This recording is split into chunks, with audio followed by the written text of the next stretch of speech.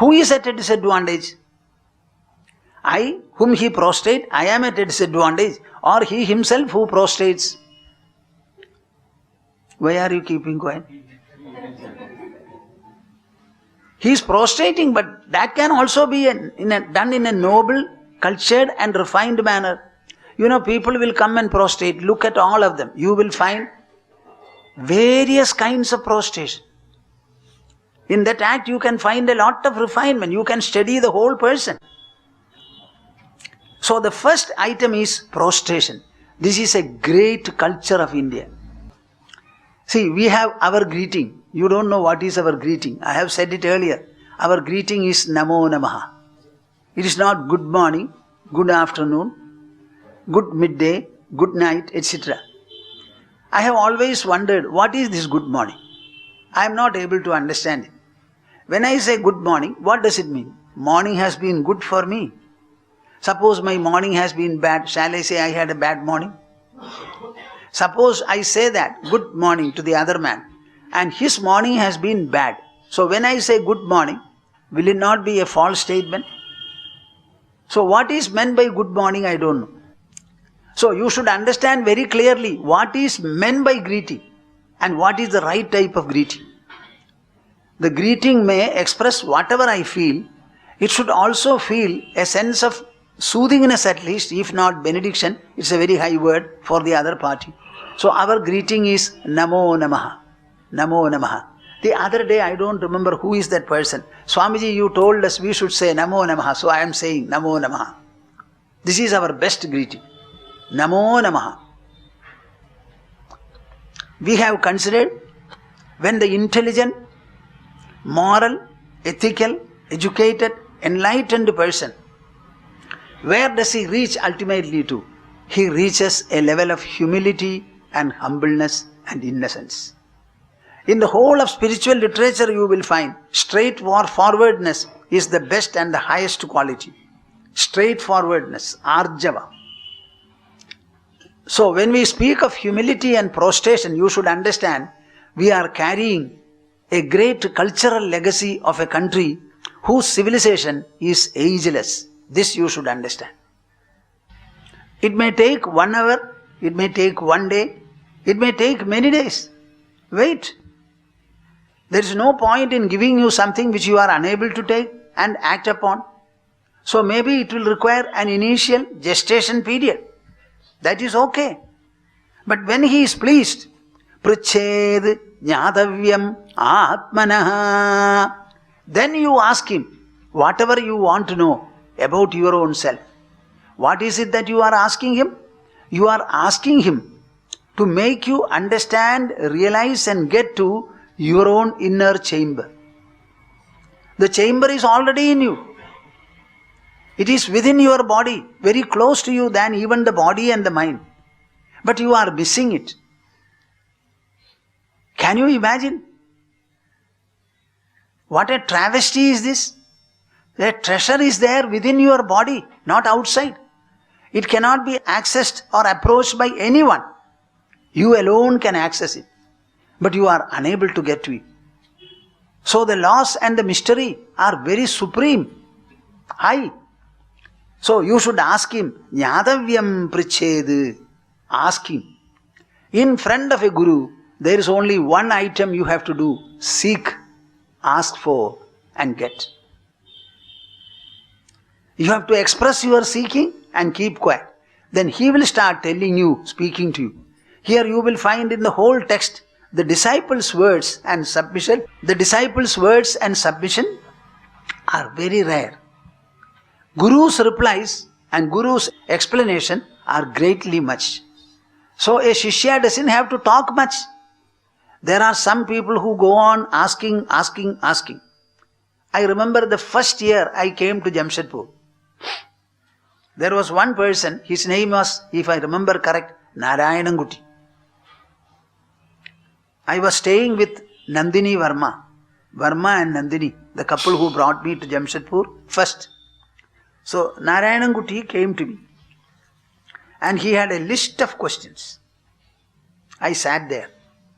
He started asking me one question after the other, one question after the other. I started answering. Maybe 25 or 30 questions I answered. Then I said, Narayanakutty, can we not stop for the day? Next time when you come up, we shall take up. And he went away. So people who related to him, sister and the others, oh, he came to Swamiji. He's a very hard nut to crack. You know, this person, I don't know whether he is living even now. He never has asked me a question thereafter. No further question. That day 25, 30 or 40 questions he asked. Thereafter no question. He would come to me, prostrate before me, sit by my side. If I tell him something, he will hear. Otherwise nothing. This also has happened. After all, how many questions are there? I would like to know the truth. Please tell me that. I have nothing else to say. I only want to know the truth. When I know the truth, everything will be complete and full. Till I know the truth, nothing is going to be complete. I have written in my book, my beloved Baba, a very interesting episode. I don't know whether you have read them. See, my Gurudev told me, a very tall man, a sannyasin, his name was Swayam Jyoti Tirtha, and he was coming from Gujarat. He one day came and walked into the kutira in which my Gurudev was living, and he said, prostrated before him, yes, why have you come? I have come here for Brahmajnana. I have come here for Brahmajnana. You alone can give me Brahmajnana. Tell me whether you will give me or not. Then only I will stay. My Gurudev said, is Brahmajnana to be sought and given in this manner? I don't know you, I am seeing you for the first time. You are also a sannyasin and not a simple sannyasin, big sannyasin, sufficiently aged, mature and all that. So, why don't you stay here? Let me know you, you can also know me better. And after a few days we shall discuss the subject. No, I will stay here only when you promise that you will give me Brahmajnana. Then my Baba said, okay, you stay. And Baba initiated him and he started closing his eyes and meditating, getting absorbed into himself. So there were some other disciples, they started making fun of him. When others were talking, he would close his eyes and sit, absorbed. So, people are very funny. So they said, maybe they were all jealous of him. We are all talking and he is keeping quite like this. So he said, we will start. Whether you are really absorbed or not, we will hit you and see whether you are absorbed. So I think some people also applied their fists. He kept quiet. After some time he started saying, you are hitting me, my body. I am not the body, I am the soul. You will find that my body is going to counter hit. My soul will not hit. So he threatened them saying that I will hit you back, and he was a tall man. Everybody kept quiet. So the world is very funny. So prichet jnatavyam atmanaha. In front of the Sadguru, the true seeker will have only one question. What is that question? Please put my mind into rest. Please give me self-realization. Make me a Jivan Mukta. Let me have peace and forever and ever. Only one question you will have. How many questions? For what purpose? Self-realization is that state where all questions dissolve. No questions will be there. The last thing to disappear in a seeker's mind, life and pursuit, that is the question. What is the last question that you will have if you realize the truth? Swamiji, have I realized the truth or something else? Do I have realization? Do I have realization? That is also a question. And the answer has to be there. You don't require further verification. When this question was discussed, my Baba, Gurudev replied, see, a pregnant woman, when she delivers, does she have to be told that you have delivered? Similarly, you will know. So the question, that is the last item to come up from the human intelligence. Mind will be at peace, but the intelligence may question, Is this peace the final one? Or something more is there? Have I attained the supreme? As if when you have attained, you are going to tom-tom saying that I have attained. What is this? You may attain, therefore what? Remain as a person of attainment. Why further question? Have I attained? Suppose I give you a certificate that you have attained. What are you going to do with the certificate? It's very strange. Vidyade hridaya grandhihi chidyante sarva samshayaha kshiyante chasya karmani tasmin drishte paravare. When the supreme truth is known in the high and in the low, in the subtle as well as in the gross, three are the benefits. Hridaya grandhihi vidyate. The knot of the ego will be broken forever or untied forever. Chidyante sarva samshayaha. All the doubts will be completely dispelled. Kshiyante chasya karmani. All the karmas, namely the sanchita, the prarabdha and the agami, all the three kinds of karma will be completely exhausted. Nothing will survive. Now this is the test paper for you. You decide for yourself. So only one question is there. Priched jnadavyam atmanaha.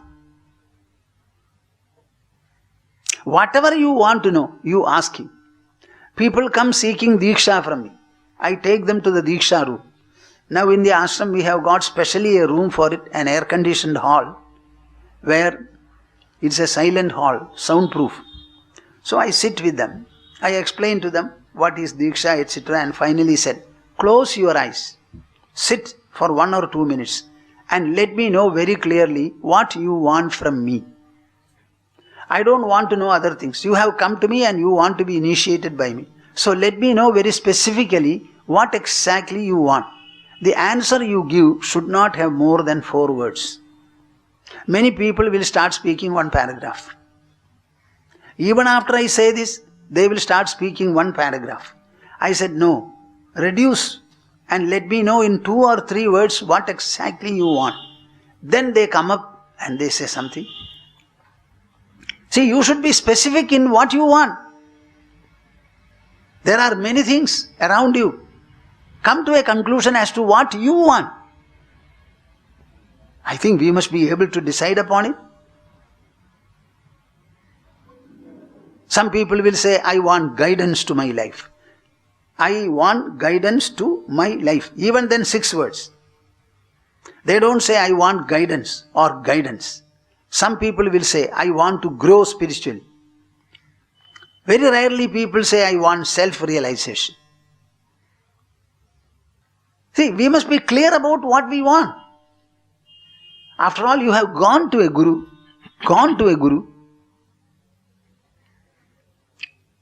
And it is the last going that you have. This is going to be the last quest and the last attainment in your life. So give it the importance and the place that it deserves. Priched jnadavyam atmanaha. Swamin namaste nadaloga bandho karunya sindho patitam bhavabdhau maam uddharatmiya kandaksha drishtya rijvyati karunya sudhabhivrishtya. Swamin namaste. Swamin namaste. Nataloka bandho. Nataloka bandho. Swamin namaste. Swamin namaste. Nataloka bandho. Nataloka bandho. Swamin namaste. Nataloka bandho. Swamin namaste. Nataloka bandho. Karunya sindho. Karunya sindho. Patitam bhavabdhau. Patitam bhavabdhau. Karunya sindho. Karunya sindho. Patitam bhavabdhau. Karunya Sindho Padidam Bhavabdhau Karunya Sindho Patidam Bhavabdhau Swamin Namaste Nataloka Bandho Swamin Namaste Nataloka Bandho Karunya Sindho Padidam Bhavabdhau Mamuddhara Mamuddhara Atmiya Atmiya Kadaksha Drishtya Kaksha Drishtya Mamuddhara Mamuddhara Atmiya Kadaksha Drishtya Mamuddhara Atmiya Kadaksha Drishtya Mamuddharatmiya Kataksha Drishtya Rijvyadi Karunya Rajyati Karunya Sudhabhivrishtya Sudhabhivrishtya Rijvyadi Karunya Sudhabhivrishtya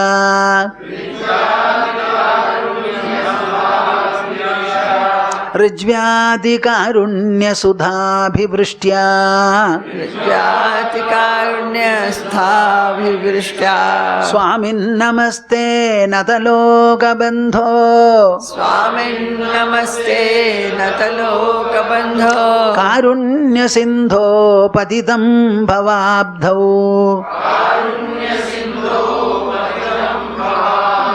Mamuddhara Atmiya Kataksha Drishtya Mamuddharatmiya Kataksha Drishtya Rijvyadi Karunya Sudhabhivrishtya Rajyati Karunya Sudhabhivrishtya. He addresses the teacher in the most oriental manner. If you want to know India, this is India. The entire culture of the land is presented in this verse. We are human beings and we cannot end our life except after knowing what are we, why are we, where are we to be. Intelligence is the supreme factor in the human. And it is the quality and the birthright of the intelligence to seek, to know, and be fulfilled. If we are living in this world, we want to know why we are here, how to live here, when will our life be best and proper. Anybody who does not undertake this examination, we cannot give him really the human status, dignity, and respect. As human beings, we are not supposed to eat, drink, and make ourselves merry. In the whole world you will find the man of intelligence is rewarded, is rated, is remunerated best. There are knowledge workers and muscle workers here. The knowledge people are always given the best in any sphere whatsoever. I am very sorry that our country is still to recognize the role of teachers in the society. When I say teachers right from the kindergarten classes. The best of teachers should be there, but you will find the worst are there. A child is molded right from the beginning, from the age of 4, definitely. So the primary class teacher must be the best teacher. Some great man in this world, I don't remember his name, he said that, what I learned in my primary class, that alone I have learned throughout my life, he says. The salary of the teachers is very poor. Nowadays it is much better. Therefore, all of them are going into the industrial field where more money is there. Maybe one man is a worker. He can produce industrial goods and services, and the society will be economically affluent. But what does the society want? Do we want economic affluence or the intelligence to generate it when necessary? You give a set of people who have intelligence and knowledge a task to be done. You also give the same task to the ignorant people. You will find the intelligent always will do it better. What we want is education. I am not speaking about spiritual education now. We want our children to have the best education. The citizens of the country are molded in schools, colleges and other educational centers. They are born in houses, but they are made in the educational centers. Unless our educational centers become centers of value, centers of ideal, centers for cultivating the mental, intellectual merits, skills, excellences and greatness, I don't think the country will be good. The great Roman civilization has crumbled not because of economic poverty, but because of ethical crisis. I am very sorry that our people don't understand it. Just like the doctors are made in colleges, medical colleges. Every man is made in the school, in the college, in the university. So we must be able to impart them the best of education. The best of education. You will find that this indicates to you what is the degree of cultural refinement our people had attained long back. Not only that they had attained, they had imparted it. And the people had imbibed it, generation after generation. This particular text was written 1,200 and odd years back. What? 1,200 and odd years back this text was written. And you find a Swami discussing it before the people of the present. You tell me who preserved this text all these generations? 1200 means what? 1200 means how many generations?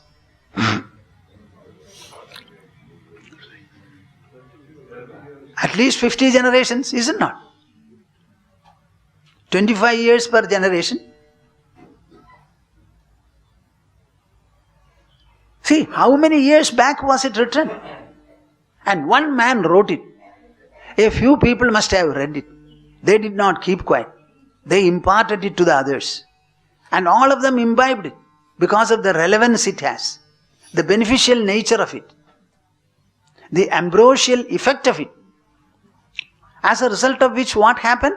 They imparted it to the others. Many people devoted themselves to it wholeheartedly, wholesomely and fully. And generation after generation, dedicated seekers and knowers have done the task of preserving this treasure. What do you think of a society like this? I think you can make a search anywhere in the world whether they have got this kind of an expression. He says, all that I want from you is a spiritual, merciful glance. This is what he says. I don't want anything from you, my dear teacher. Cast your merciful spiritual glance on me. That's all. And he addresses him, Swamin Namaste Nataloka Bandho Karunya Sindho Padidam Bhavabdhau Mamuddharatmiya Kataksha Drishtya Rijvadi Karunya Sudha Bhivristya. This is a typical Oriental style. This is a style that belongs to us. You can say belongs to Asia also as a whole. This is our culture, my dear souls. Understand it very well. Now I am asking the elderly people in this assembly, have you tried to understand this? And have you infused and imparted it to your children and grandchildren? Will you please lift your hands?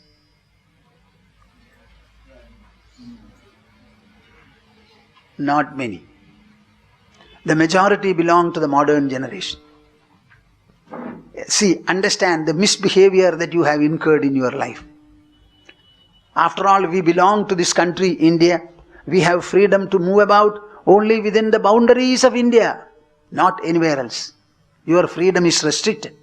You cannot go beyond the country unless you are permitted to go and permitted to go there. And we don't have a feeling of nationalism. We don't have a cultural patriotism. You may have a political patriotism, but we must have a cultural patriotism. That cultural feeling is not there. This culture comes not in one generation, Don't think that America has got a culture. It has to evolve a culture during the remaining 500 or 600 years. In 200 and odd years, they have not been able to evolve a mento-intellectual culture. All that I can say about the American society is that they are an open society.